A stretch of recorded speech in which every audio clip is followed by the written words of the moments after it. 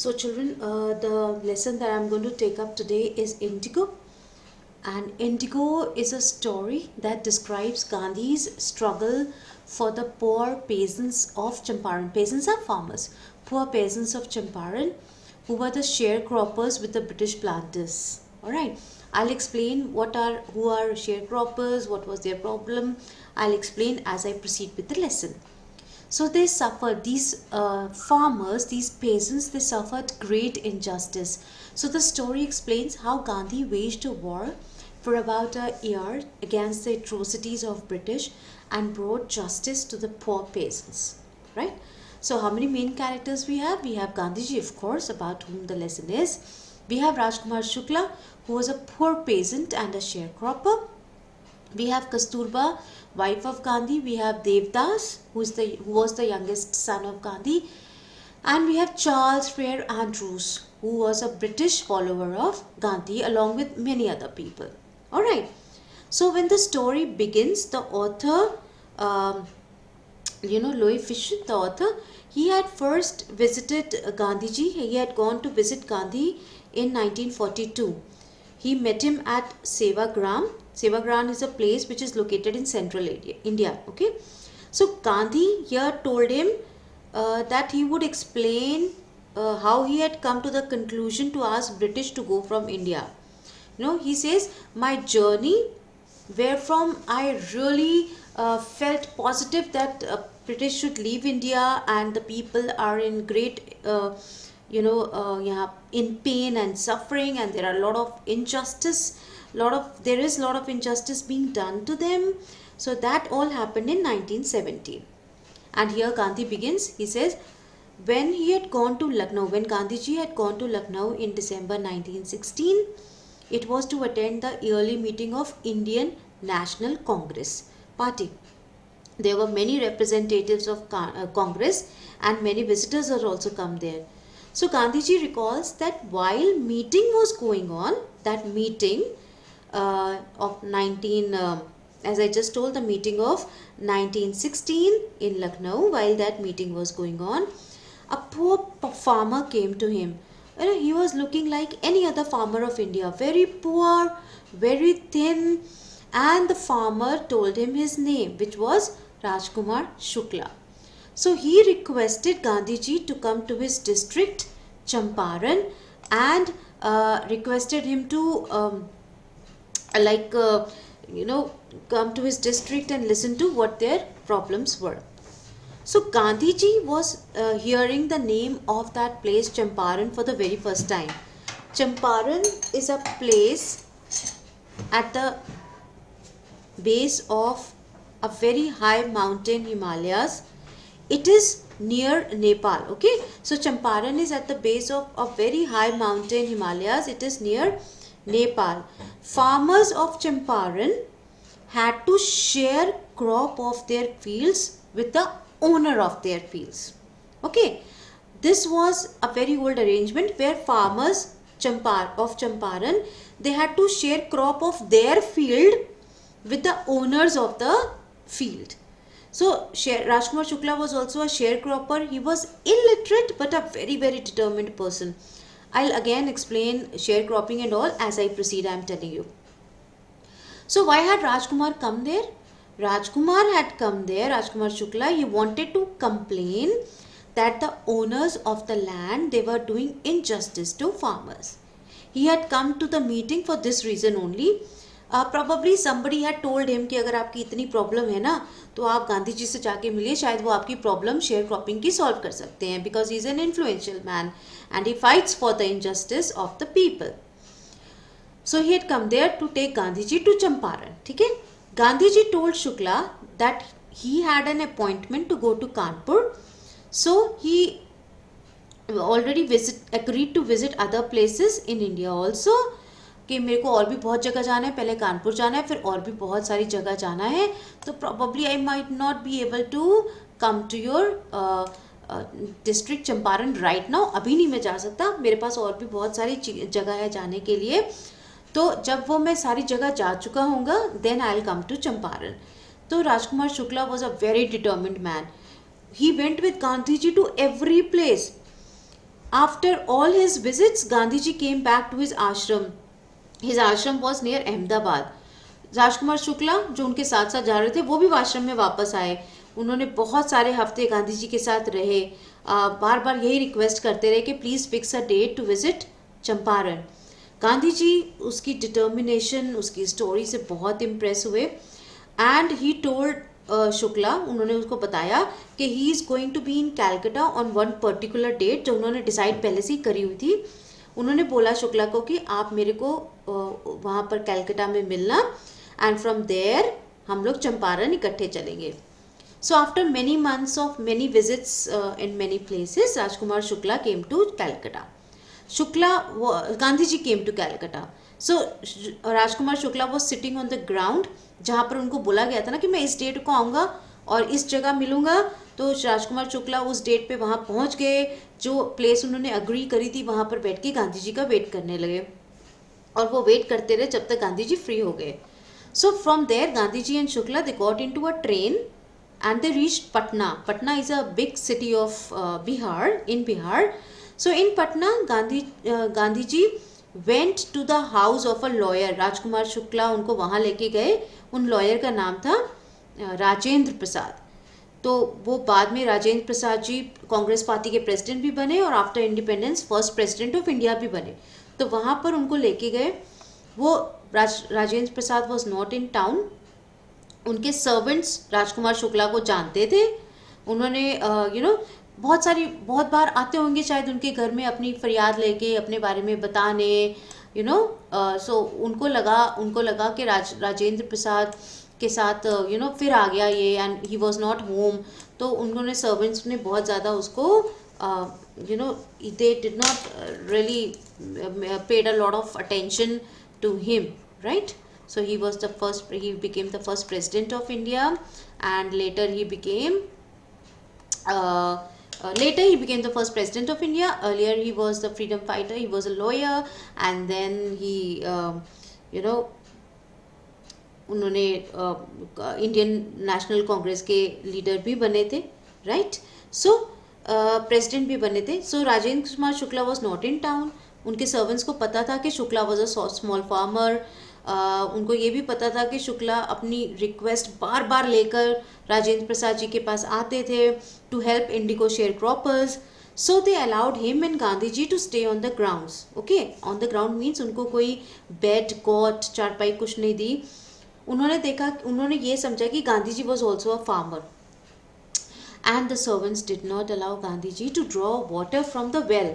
They also thought that Gandhiji was an untouchable person, and they did not want to pollute the water of the well of Rajendra Prasad या अपना well, but they did not know कि Gandhiji was not untouchable. So Gandhiji wanted to get complete information about sharecropping. उनको लगा कि राजकुमार शुक्ला जी बहुत थोड़े अनपढ़ हैं, नहीं बता पा रहे हैं ठीक से प्रॉब्लम, पूरी इंफॉर्मेशन नहीं दे पा रहे हैं. So he decided to go to Muzaffarpur town. This town is on the way to Champaran. Okay. So Gandhiji sent a telegram to Professor J.B. Kriplani. J.B. Kriplani was the professor at the Arts College in Muzaffarpur. So Gandhiji met him at Shanti Niketan School. Shanti Niketan School was run by Rabindranath Tagore. Okay. So the train reached Muzaffarpur at the midnight of 15th April 1917. Professor Kripalani उनका station पे wait कर रहे थे. बहुत सारे वहाँ students भी आए हुए थे. गांधी जी प्रोफेसर कृपलानी के घर में 2 दिन रहे और प्रोफेसर मलकानी के घर में. प्रोफेसर कृपलानी उनका वेट कर रहे थे, लेकिन गांधी जी रहे किसके घर में? प्रोफेसर मलकानी. अब वो कौन थे? He was a teacher in government school. So Gandhi उन दिनों में गवर्नमेंट प्रोफेसर्स, टीचर्स, जो भी गवर्नमेंट के प्रोफेशनल्स होते थे वो गांधी जी जैसे लोगों को शेल्टर नहीं दे सकते थे, because he was a freedom fighter. तो वो गवर्नमेंट के अगेंस्ट जाना होता था. लेकिन प्रोफेसर मलकानी डरे नहीं. उन्होंने गांधी जी को अपने घर में रखा and he gave shelter to him. तो बहुत extraordinary that was. In those days it was a very extraordinary thing. So because in smaller towns the Indians were afraid to show sympathy to the supporters of home rule movement. Home rule is independence. Okay. Now, the news of the arrival of Gandhi ji and his goal spread in the whole city of Muzaffarnagar. It also reached Champaran. तो वहाँ से बहुत सारे share croppers, जब उनको पता चला कि गांधी जी उनको जस्टिस दिलाने के लिए मुजफ्फरपुर में आ गए हैं, वहाँ से चंपारण भी जाएंगे, बहुत सारे शेयर क्रॉपर्स वहाँ से अपने व्हीकल्स पे पैदल चल के अपने लीडर को, गांधी जी को मिलने आने लगे. मुजफ्फरपुर में लॉयर्स भी गांधी जी से मिले. उन लॉयर्स ने उनको बताया कि वो फ्रीक्वेंटली ऐसे केसेस फाइट करते हैं पेजेंट्स के लिए, और उन्होंने बताया वो उनसे फ़ी भी लेते हैं और केसेस के बारे में भी बताया. तो गांधी जी को थोड़ा सा गांधी जी ने उन लॉयर्स को डांटा, बोला कि आप इन शेयर क्रॉपर्स जो वैसे ही इतने पुअर हैं, वैसे ही इतना इनजस्टिस झेल रहे हैं, आप उनसे फ़ी क्यों लेते हैं, ठीक है. और उन्होंने उनको ये भी बोला कि you have to come to a conclusion. We should not go to the courts of law because taking these types of cases to the courts does not do anything. Courts तो ब्रिटिश की है, ठीक है, वो कोई useful नहीं है. Farmers exploit हो रहे हैं, वो डरे हुए हैं, तो लॉ कोर्ट्स में जाने से उनको कोई सोल्यूशन नहीं मिलने वाला है. सोल्यूशन हम ही दिलाएंगे. सबसे पहले सोल्यूशन क्या है? To make them free of their fear. So the first solution is, the first solution Gandhi ji offered was to make farmers free of fear. Okay, so for that they started working together. अब मैं आपको बताती हूँ what was the problem in Champaran which Gandhi ji understood, and we also understand from this lesson. Champaran में most of the land that was suitable for agriculture, जहाँ पर खेती हो सकती थी, बंजर नहीं थी, उपजाऊ लैंड जहाँ खेती हो सकती थी, was divided into large area या large property.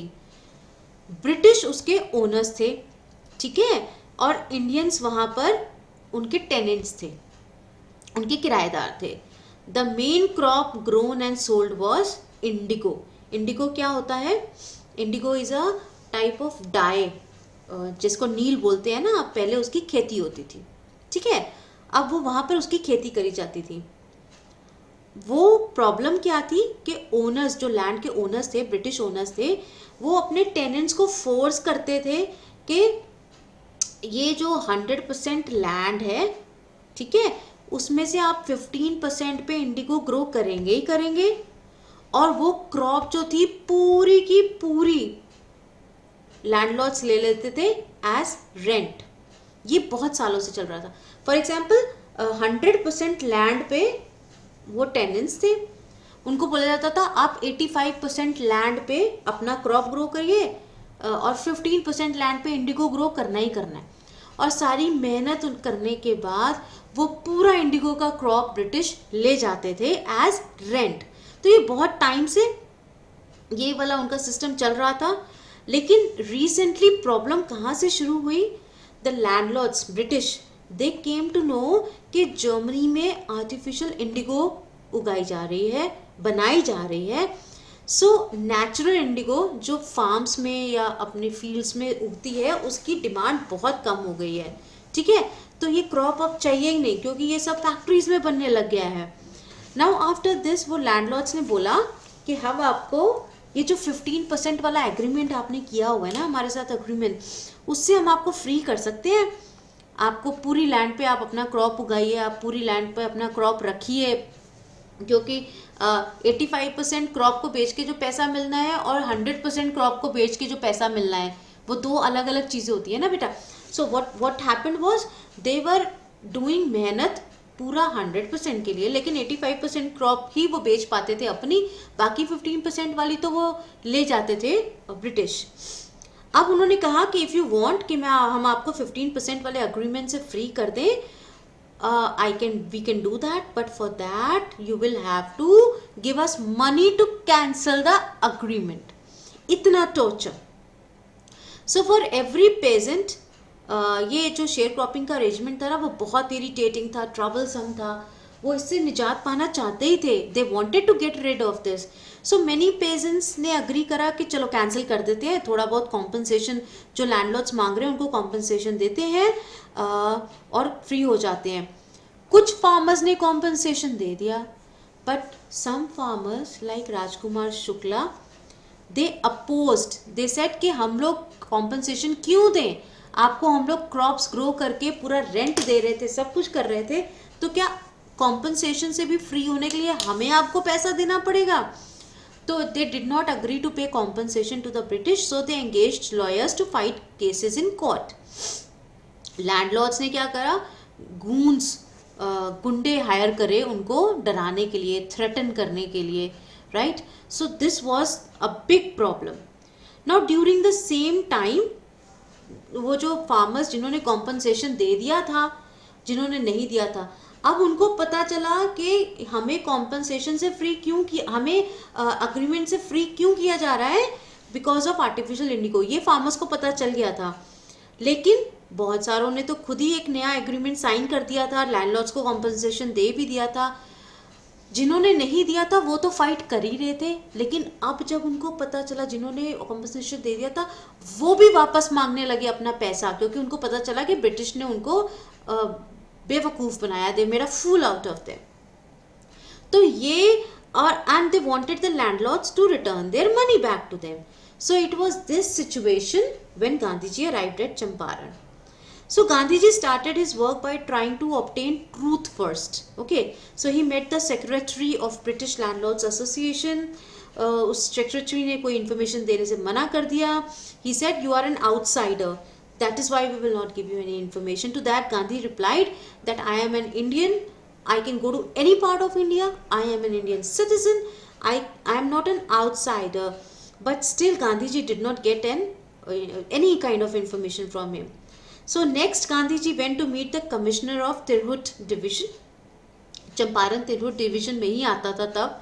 So the commissioner scolded Gandhiji and he says कि आप तिरहुत छोड़ के अभी चले जाइए, you are nobody. But Gandhiji did not leave. He went to Motihari, वो कैपिटल था, चंपारण डिस्ट्रिक्ट का कैपिटल था Motihari. He went to Motihari. बहुत सारे लॉयर्स उनके साथ गए, और जब वो मोतिहारी के स्टेशन पहुंचे there was a huge crowd, क्योंकि अभी तक सबको पता चल गया था बिहार में, चंपारण के आसपास की डिस्ट्रिक्ट्स में, सिटीज़ में, कि Gandhi ji had come to fight for their case. In Motihari he stayed in a house. वो घर ही उनका मेन ऑफिस बन गया.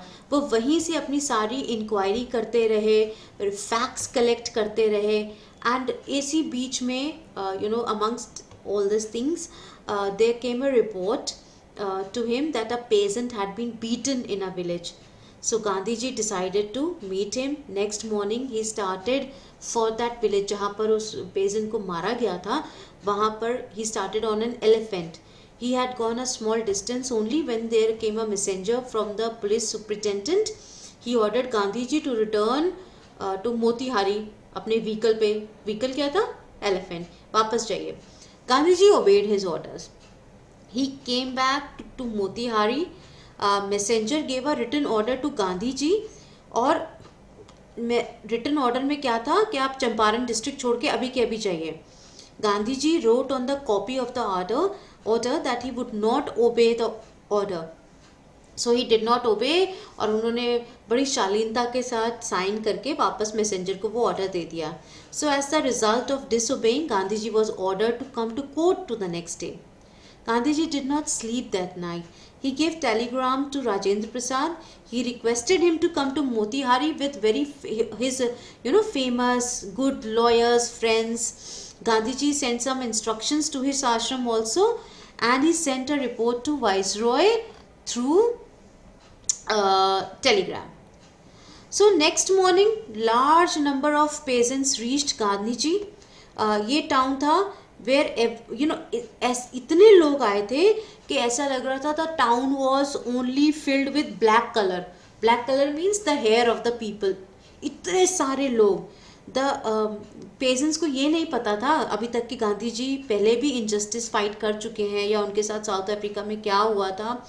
उनको यही पता था, बेचारे पुअर, अनपढ़, अनएजुकेटेड, इलिटरेट पेजेंट्स, उनको यही पता था कि अब Mahatma had come to Motihari to help them लेकिन ब्रिटिश ऑफिसर उनको ट्रबल कर रहे हैं. And so the immediate arrival of many peasants in large number was the starting point of their freedom from fear of British. It was getting very difficult for the officers to control the crowd, so they requested help of Gandhi ji. उन्होंने गांधी जी को बोला कि it is very becoming very difficult for us, so आप crowd control करने में हमारी help करिए. He remained polite and friendly.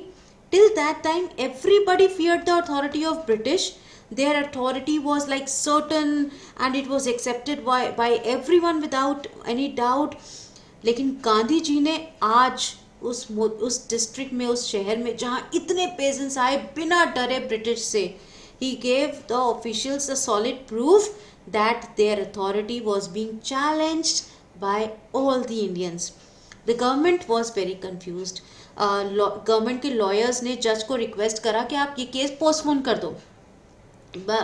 It seemed like the authorities wanted to take advice of their officers. उनको खुद ही नहीं समझ में आ रहा था क्या करें. वो अपने सीनियर ऑफिसर्स से एडवाइस करना चाहते थे ताकि केस थोड़ा पोस्टपोन हो जाए, उनको टाइम मिल जाए, वो किसी से एडवाइस ले लें. But Gandhi ji objected to for delaying the case. He gave a statement in the court saying that he was at fault. उन्होंने कहा मेरी गलती है, आप केस में जो इन्वॉल्व है फार्मर्स, आप उनको सज़ा ना दें, ये मेरी गलती है, मुझे सज़ा दें. Gandhi ji was standing in the court and told the court that he had to opposite duties to fulfill. The first was to obey the law. He did not want to break the law and set a bad example. And the second was to perform service to human beings and to his nation. So he had come to Champaran for his duty. He did not want to insult the lawful authority by disobeying order to leave Champaran, but he was obeying his inner self, which was much higher law. So he requested the court to punish him. Magistrate ने announce किया that he will declare the punishment after the break of 2 hours. And उन्होंने गांधी जी को बोला आप एक bell submit कर दीजिए for the time of recess. मतलब you can go out and you can submit. Gandhi ji declined. And judge released him without any bail for the duration of 2 hours. पहले तो उन्होंने बोला बेल दो तभी आपको 2 घंटे के लिए छोड़ेंगे, रिसेस के 2 घंटे. गांधी जी ने जब रिफ्यूज़ करा तो उनको बिना बेल के ही 2 घंटे के लिए छोड़ा गया. और जब 2 घंटे के बाद कोर्ट रीस्टार्टेड, द जज ने अपना जजमेंट नहीं दिया. He said I will give my judgement after many days, and so he allowed Gandhi ji to remain free till that time. ठीक है. So in this mean time, जब ये सारी न्यूज़ इधर उधर जा रही थी, many influential lawyers had come from Bihar. Gandhi ji had a long discussions with them. He asked them what they would do if he went to jail. They replied that they had come to help Gandhi ji. अगर उन्होंने Gandhi ji jail चले गए तो वो अपने घर चले जाएंगे. और गांधी जी ने उनसे पूछा what they would do about the injustice to the share croppers then. So all सारे लॉयर्स आपस में डिस्कशन करने लगे कि क्या करें.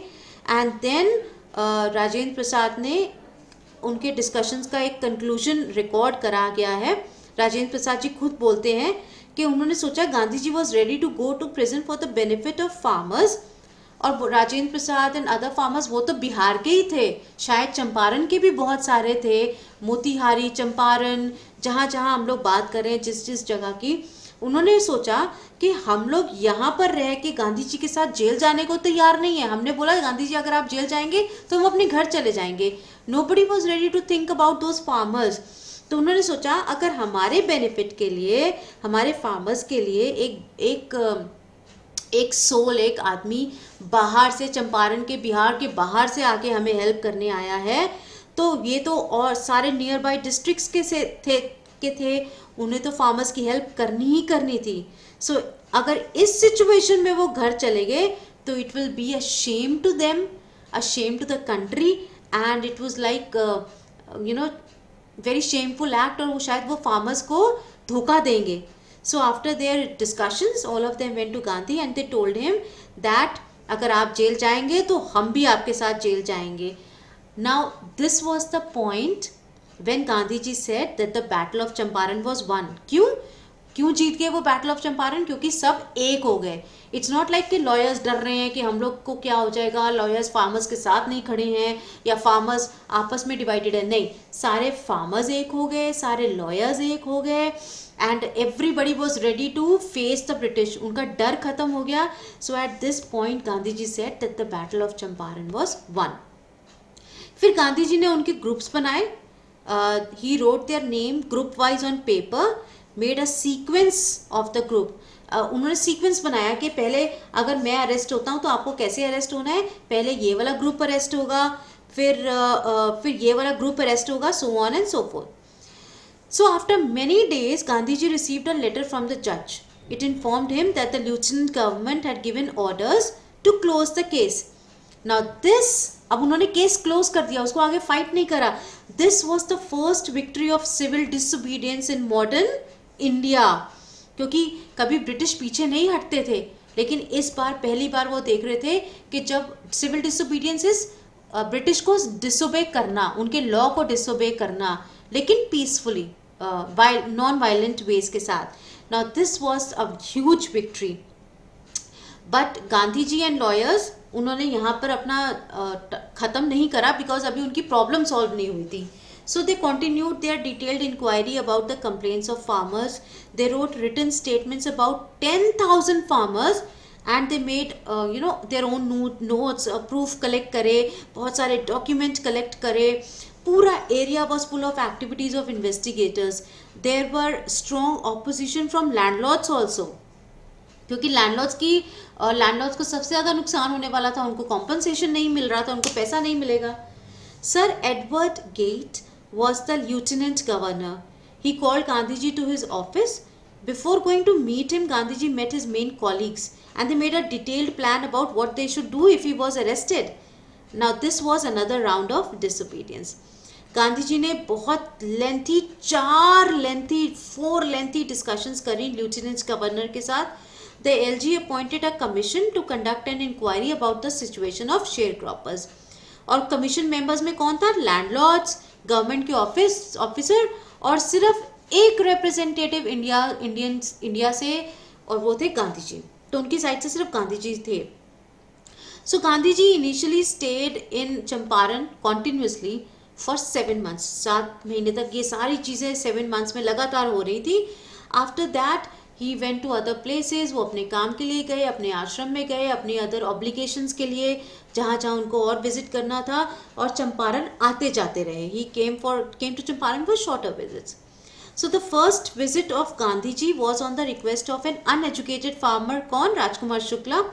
ही had not committed anything. He had made just this visit informally. उसने ये नहीं कहा था कि मैं, गांधी जी ने उनको ये नहीं कहा था कि मैं जाके आपकी प्रॉब्लम सॉल्व करूंगा ही करूंगा. उन्होंने सिर्फ उनको ये कहा था कि चलो let's see what the problem is. तो उन्होंने, गांधी जी ने ये एक्सपेक्ट किया था शायद थोड़ी सी प्रॉब्लम होगी, बेचारों को समझ नहीं आ रहा है, थोड़े दिन में प्रॉब्लम खत्म हो जाएगी. लेकिन ये प्रॉब्लम जो गांधी जी सोच रहे थे थोड़े दिन में खत्म हो जाएगी, that engaged him for about a year. So the inquiry commission gathered large amount of proofs. ये सारे प्रूफ्स लैंडलॉर्ड्स के अगेंस्ट थे. सो जब लैंडलॉर्ड्स ने ये प्रूफ देखे, they agreed to return money to farmers. So they said, Gandhi ji को पूछा how much money would they want. Landlords ने सोचा कि गांधी जी डिमांड करेंगे सारा पैसा जितना भी आपने, फॉर एग्जांपल अगर मैंने कॉम्पनसेशन में 100 रुपया आप ब्रिटिश को दिया है तो मुझे 100 रुपया वापस करो. तो लैंडलॉर्ड्स ने सोचा कि शायद 100 रुपया वापस, 100 रुपया नहीं, लाइक फुल कॉम्पनसेशन वापस मांगेंगे. This amount which they had forcefully taken without any law by cheating the sharecroppers. But Gandhiji demanded only half the amount. Okay, he had demanded only half the amount. So Reverend J.Z. Hosh was a person living in Champaran for preaching Christianity. उन्होंने सारा incident detail में करा. And he had written in his details that Gandhiji appeared rigid about refund of only 50% of the amount. So representatives ने बोला कि landlords के representatives थे, उन्होंने बोला कि we will refund 25% of the amount. उन्होंने सोचा शायद गांधी जी 25% पे नहीं अग्री करेंगे, but to their surprise Gandhi ji accepted the offer और ये डिसएग्रीमेंट रिमूव हो गया. The agreement was accepted by every member of the commission. Gandhiji explained that through this agreement, landlords were forced to give some money and their prestige. According to him, this was the more important than the amount of refund. उन्होंने बोला कि refund चाहे 25% ही हम accept कर लेंगे, लेकिन जो आपको हमने हराया, that is more important. Earlier, the farmers were convinced that the landlords were behaving as if they were above the law. That means कि उन्होंने जो बोल दिया वही लॉ है, no action can be taken against them. Now the peasants understood कि उनके भी rights हैं. They also had a person in Gandhiji who would protect them. So the peasants became courageous. Now the future events that happened around Champaran, in and around Champaran, proved that the opinion of Gandhiji was correct. Within some years, the British landlords left their land. So the peasants became owner of their land. The sharecropping अब नहीं होती थी, वहाँ से British चले गए और सारे peasants अपनी land के owners हो गए. Now Gandhiji never wanted to win a big political and financial solution of the situation. He understood the backwardness of the society of Champaran और उन्होंने उसको improve करने की सोची कि now प्रॉब्लम तो सॉल्व हो गई थी, शेयर क्रॉपिंग की अग्रीमेंट ख़त्म हो गया था, उनके पैसे 25% रिफंड हो गए थे, थोड़े टाइम बाद लैंडलॉर्ड्स वहाँ से चले भी गए और फार्मर्स उस लैंड के ओनर बन गए. लेकिन द प्रॉब्लम वॉज कि उनकी फाइनेंशियल कंडीशन या उनके social conditions were very poor, they were illiterate, they were very poor. So Gandhi ji requested teachers to come to Champaran to teach these people. So Mahadev Desai and Narahari Parikh and their wives came to Champaran. They were huge followers of Gandhiji. So they agreed to do all the work without taking any fee. Many more people came from places like Bombay and Pune. Gandhiji's youngest son Devdas also came from ashram. His wife also came. Gandhiji's wife also came. तो उन्होंने पहले primary schools खोले 6 villages में. Okay, Kasturba Bai, wife of Gandhi, he taught them about personal cleanliness and how to keep the society clean. So the health of people of Champaran was very bad. Gandhiji requested the doctors also to come without and stay there without any fee. Doctors आए भी, उन्होंने फ़ी नहीं ली, जैसे उन teachers ने फ़ी नहीं ली, doctors ने भी फ़ी नहीं ली. 3 medicines were arranged for them. 3 medicines: castor oil, quinine and sulfur ointment. Anyone whose tongue was of bad color, उनको कैस्टर ऑयल दिया जाता था. जिनको मलेरिया था उनको क्विनिन प्लस कैस्टर ऑयल दिया जाता था, और जिनको कोई स्किन की प्रॉब्लम्स थी, कोई बॉयल्स थे, उनको सल्फर ऑयलमेंट और कैस्टर ऑयल. सो इन्हीं 3 मेडिसिन के साथ उन्होंने सारा they began improving the health of people. Gandhi ji ने ये भी ऑब्जर्व करा कि the condition of the clothes of women was very bad. So he requested his wife to talk to women about it and do something. One woman there told Kasturba Bai that she did not have any almirah or the box. He had only one sari that she was wearing, which was very pitiable. Poverty to this level and illiteracy to this level. So when Gandhiji stayed in Champaran for long duration, he was far from his ashram. Still he was taking care of his ashram also regularly. Letters लिखते थे, instructions भेजते थे, जो पैसे का लेन then हो रहा था आश्रम में, expenses, expenditure, उसका सारा हिसाब लेते थे, details लेते थे. Once through a letter, Gandhiji had asked those living in the ashram also to fill the old pit of and to make new pits of shit, because otherwise the old pits will start. I mean, इतनी छोटी छोटी details का भी ध्यान रखते थे वो. So the event of Champaran was an important change in the life of Gandhiji. He told that he did a very simple thing. He declared to the British that they could not order him in his own country. So the events of Champaran were not started as a disobedience or opposition. These were just attempts to reduce the pain and suffering of poor farmers. This was the regular method of working of Gandhiji. Daily practical problems of millions of Indians were included in his politics. He was not devoted to unreal situations, but he was devoted to improving the life conditions of human beings. He tried to make India a new free India, a India that was self-sufficient and was truly a free country. Now Charles freed Andrew, British, was a strong follower of Gandhiji. He was a British, but he did not believe in violence. He was going to Fiji Islands for official duty. He came to Champaran to say goodbye to Gandhiji.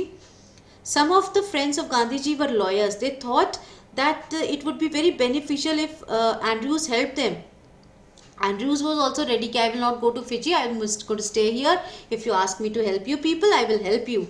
But Gandhiji objected to this proposal. He asked them if they thought in the fight among unequal having, उन्होंने बोला कि क्या आप ये fight unequals की है, British अपने आप को हमसे एक जैसा नहीं मानते हैं, and see the condition of the people here, we are unequal. तो आपको लगता है कि एक इंग्लिशमैन के होने से कुछ यूजफुल होगा? He said that it was, ये उनकी सिर्फ मेंटल स्ट्रेंथ की वीकनेस दिखाता है. The reason of the fight is true. So we must depend on ourselves only to win things. We should not seek the support of Mr. Andrews just because he was a British और उनके आने से कोई फर्क पड़ेगा. ये सिर्फ उनकी mental strength को दिखाता है कि वो कितने weak हो सकते हैं, right? So he refused. He says no. We are here. We will do everything on our own. We Indians are self-sufficient and we can do everything on our own. Rajendra Prasad said that Gandhiji had understood their thoughts and feelings correctly. They could not reply anything to Gandhiji. Gandhiji had taught them how to depend on their own abilities. He had taught them a lesson in self-reliance. He had taught them how to fight their own battles. So this self-reliance and Indian independence, also, this kind of self-reliance, believing in themselves, had brought the sharecroppers together, solved the problem of sharecropping, and also take care of the health, hygiene, financial conditions of the poor farmers there. So this is all about indigo. This is all about having how Gandhiji solved the problems of the sharecroppers and how Champaran was a turning point in his life. Children, there are two main questions that you are going to be tested, two big questions. Please learn them. The lengthier ones, that is, one is how Champaran incident proved to be a turning point in Gandhiji's life, and second, what was the problem of sharecroppers and how Gandhiji solved it.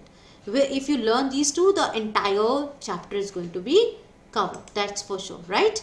So all the best and study the chapter well.